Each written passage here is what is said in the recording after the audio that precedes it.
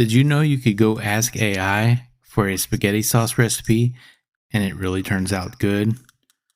Well, I did today, and here's how we did it. You're going to start by heating up 2 tablespoons of olive oil over medium heat in a pan or a pot. Then you're going to want to add 3 cloves of garlic and 1 chopped onion and saute them until they become golden and translucent. Go and throw 1 pound of hamburger meat in. And you're going to chop it up and make sure it gets all mixed in with the onions and garlic and olive oil.